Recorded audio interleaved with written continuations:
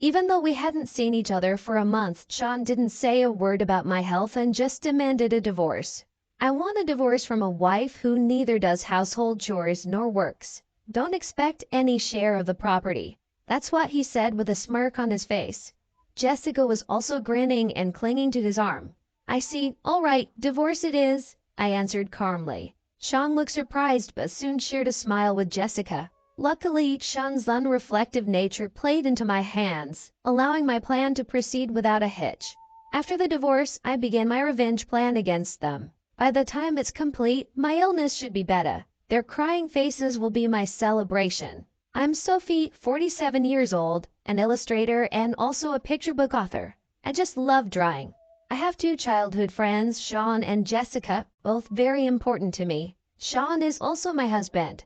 It all started when, after graduating high school, I was the only one who went to a different university. That's when Sean asked me out. I had always thought he liked Jessica, so his confession took me by surprise. But I was secretly in love with him, so I was overjoyed.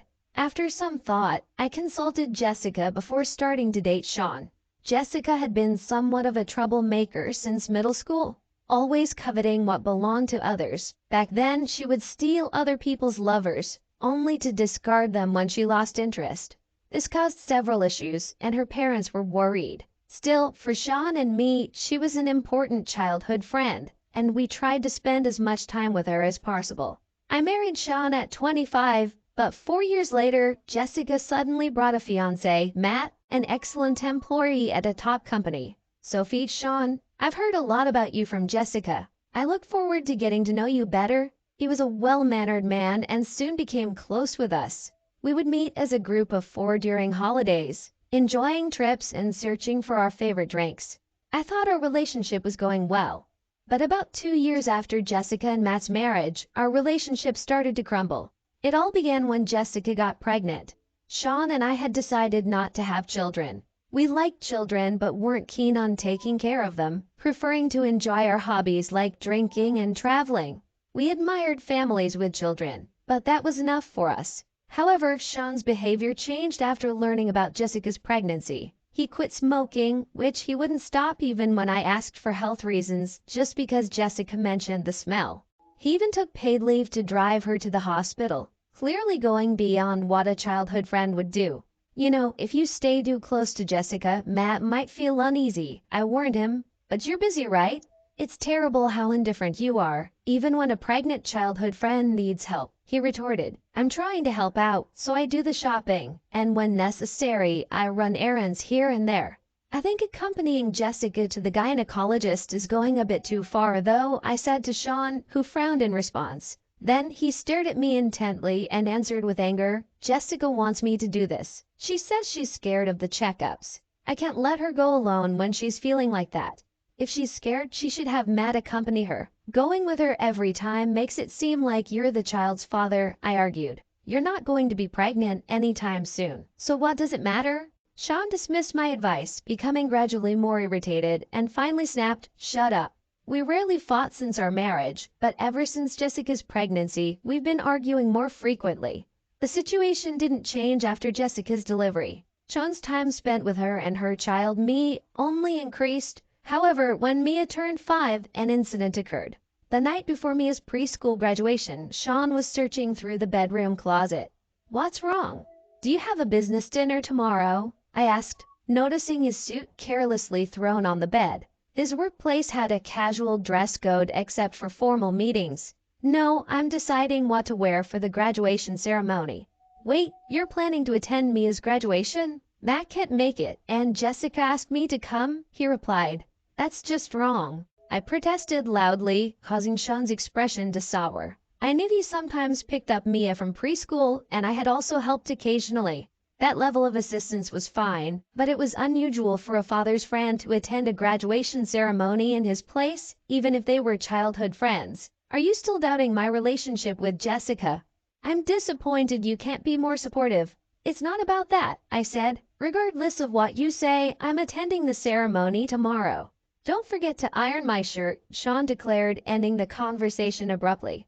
Left with no choice, I contacted Jessica. Hello Jessica, about tomorrow. Oh, tomorrow, yeah. I'm borrowing Sean, thanks. But won't Matt mind? What are you talking about, Sophie? I haven't even told Matt about the graduation. I'll tell him after it's over. I was astonished. Jessica hadn't informed Matt about any of the preschool events, and it seemed Sean was being passed off as the father. What are you thinking, doing this? It's incredibly disrespectful to Matt, just because you're childhood friends. Hey, what's wrong? You seem kind of scary, Sophie. Well then, I'm counting on you for tomorrow. Jessica. Jessica cut off my words by hanging up the phone. I was trembling with anger towards her, but in the end, I ironed Sean's shirt, prepared his tie, and properly saw him off the next morning to Mia's graduation ceremony. After this incident, Jessica and Sean began going out together more often. What used to be once a month became once a week, and before I knew it, it turned into every 2 days. Matt seemed to have noticed something. One day, when Sean and Jessica were out, he visited my house. I'm sorry for coming by so late at night. There's something that's been bothering me. Is it about those two?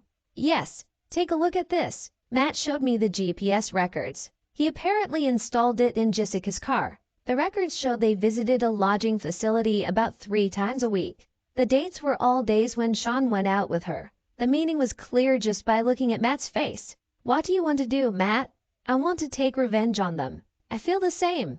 I can't forgive them for betraying us after all this time together. We secretly began to plan our revenge against the two of them. First, I focused on increasing my income.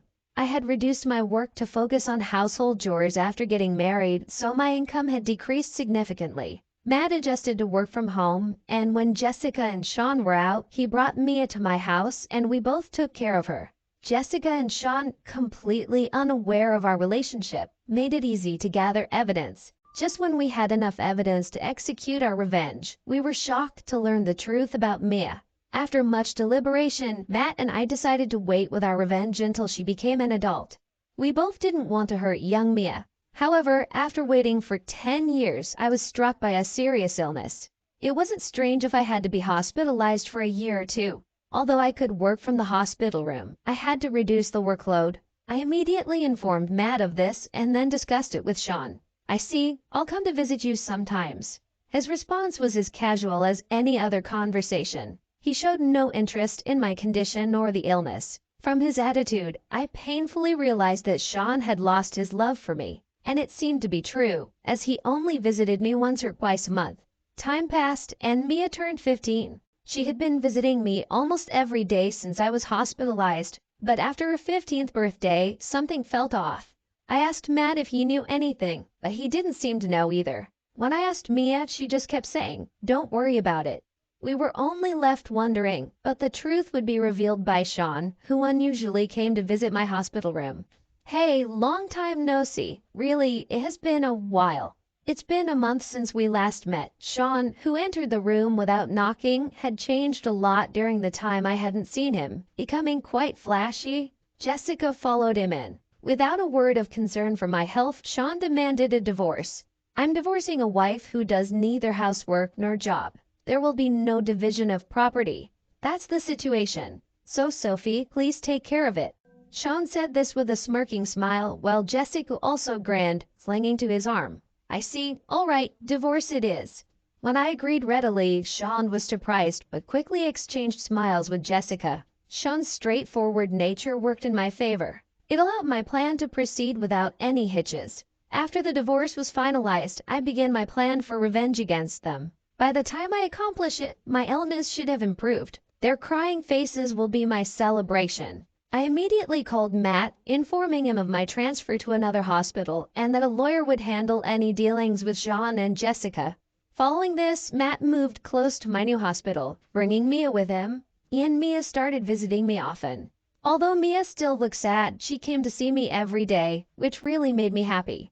Then I instructed John to dispose of my belongings left in the house. I had already brought all my necessary personal items to the hospital room, and I didn't want anything touched by those two in my new life. After settling into my new hospital and Matt's move, I received a call from Sean. It was during the few minutes I was away from my room, but there were already 30 missed calls on my smartphone. A bit annoyed, I picked up the phone when it rang again. Yes, what is it? Finally, you answered. Hey, what the heck is going on? I could hear a real estate agent sounding lost in the background of the agitated Sean, and Jessica was yelling loudly, which made my mood sink. What do you mean, what's going on? The house. Why are we being kicked out? Sean raised his voice, clearly not considering any fault on their part. I answered calmly, of course. After all, that was the room I rented. Sean seemed to have forgotten. The room we lived in was rented by me for work when I started running independently. At that time, I couldn't afford a separate workspace, so I rented a room that served as both a home and a workplace. Sean, whose income was insufficient for living alone, ended up living in my work/home space. However, Sean never paid the rent or utility bills for that room. Although he gave me living expenses monthly, it was never enough to maintain the room. It's unfortunate for them, but the room is already cancelled. The hospital I transferred to was quite far from the house. That's why, after being told about the divorce, I went ahead with the cancellation process. I didn't contact Sean because the real estate agent who understood the situation promised to do it for me. It seems Matt and Mia suddenly disappeared too, and their house might have been sold. What are we supposed to do? Where to live now? Well, maybe you should just stay in a business hotel for now. As I started working with my smartphone on speaker mode, Sean, clearly irritated, said, "Don't be ridiculous. Pay me $2,000 a month as an apology for selling the house." I was dumbfounded by my husband's nonsensical demand and remained silent, to which he raised his voice. "Hey, don't just stay quiet." I coldly replied, "No way paying you any money." Sean looked momentarily stunned, but then raised his voice again. I was getting fed up. "We're divorced and strangers now, so don't contact me anymore. From now on, let's communicate through lawyers. Wait for their contact." "What a lawyer?" "Hey, wait, eh?" Although Sean seemed to want to continue talking, I cut off the call without caring. After ignoring several repeated calls, they finally stopped. But then, perhaps angry that I didn't answer his calls, Sean started ignoring the liar's contacts. I knew he was somewhat childish, but I didn't think he was the type to cause trouble for others without care. Sean's self-centered attitude made me sigh deeply. Months later, having temporarily left the hospital where I was in a better state, I visited Sean's parents' home. In front of me, Sean and Jessica were cowering in fear. "You talking to my parents like that is unfair," he said. "Well, I just came to report the divorce," I replied. Sean glared at me for a moment but shrank again under his father's gaze. I had been quite close to Sean's parents. I would go out with them and have meals together even without Sean. Given how well they treated me, I felt I had to explain the divorce. "Sean, I've heard everything from Sophie. Is it true that you're remarrying Jessica?" "Yes. Jessica, Mia, and I are going to start a new family together." "What are you thinking? Your family is Sophie. We're divorced." "She's not my family anymore." His father frowned at those words. Sean shook his head as if there was nothing he could do and then handed me some documents. They were bills from a nearby luxury hotel. "What's this?" "It's the bill for the hotel where we stayed." Sean pointed at the documents on the table as if it was obvious, but the next moment he fell to the ground with a loud slap. His mother stood there, panting, hands still raised. "What are you doing?" I didn't raise you to be like this." Sean furrowed his brow. It seemed the words from his mother were completely unexpected. Jessica next to him had a similar expression on her face. "Why are you so upset?" "Sean's family is just going through some changes. Plus, you're getting a grandchild related by blood. Aren't you happy about that? Related by blood? You can't be serious." My mother-in-law stared at Jessica in disbelief, then glanced at me. She and my father-in-law knew I didn't want children, yet they had always loved me as if I were their own daughter. Jessica, too, was dear to them, being my son's childhood friend. I remember her often expressing frustration about being treated differently from me as a daughter-in-law, but there was no doubt they cherished her. I knew my mother-in-law wouldn't be pleased with this situation. Jessica must understand that as well. "You've always loved Mia. Now she's going to be your granddaughter. You're happy about that, right? She's the child of a girl I've known since she was little. Of course, she's dear to me.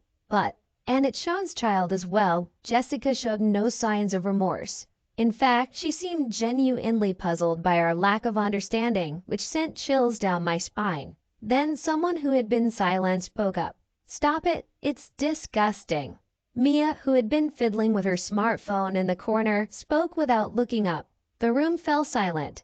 My father is only dad. Whether or not we're related by blood doesn't matter, but Sean attended all the events for you. I know all about that from dad. Finding out after the events or being kept in the dark about them entirely. But dad always said I was his daughter. That's why I'm his daughter, not yours. Mia said coldly to Jessica, then sat next to me, seemingly on the verge of tears. I was worried you'd hate me when you found out, but dad assured me you wouldn't. That's why I came here. I see, Mia, I loved having you visit me in the hospital every day. I could never hate you. I love you very much. Mia, relieved, hugged me tearfully. The child born from Sean and Jessica's affair is a fact. But she's the girl I've cared for 15 years. It's impossible not to feel affection. By the way, I turned to Jessica. Didn't you find it odd that I wasn't surprised to learn Mia is Sean's daughter?